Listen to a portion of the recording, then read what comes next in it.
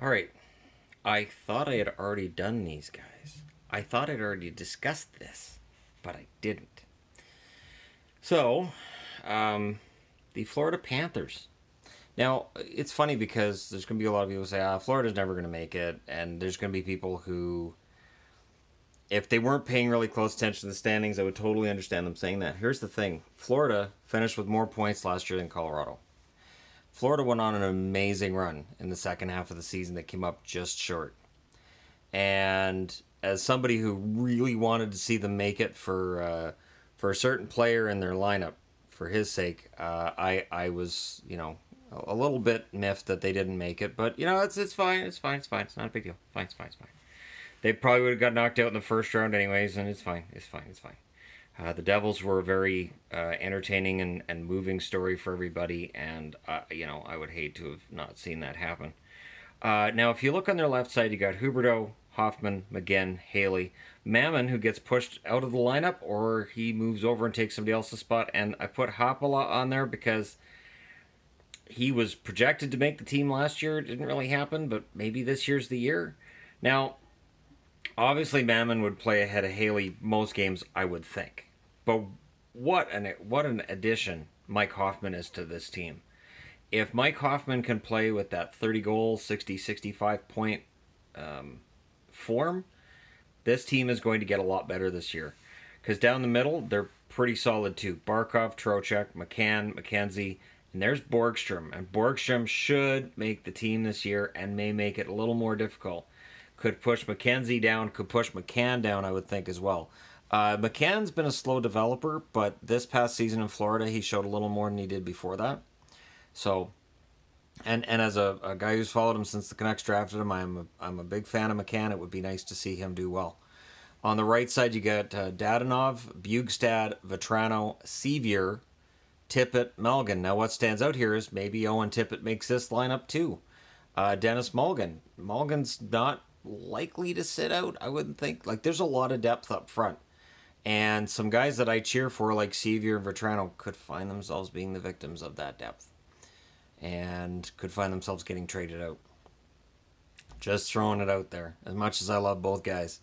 Now, on the blue line, you've got Ekblad, Yandel, Matheson, Pissick, Petrovic, and Melchiori. McCaution is there as well. If he ends up being the number 6 guy, I think they're good. And Kiselevich was listed as well. Now, if anybody's wondering where'd you get these lines, I didn't get these lines anywhere. I just went to Elite Prospects and went with their depth chart. So there you go. And then in net, you've got Luongo and Reimer, and Hutchinson was brought in to be the number 3 guy. Now, is Hutchinson an upgrade or a downgrade from what they had with Sateri last season? Well, before last season, nobody really thought much of Sateri as a backup option. Then he came in and he played pretty well for Florida. Hutchinson, on the other hand, is coming off of an excellent season in the American League.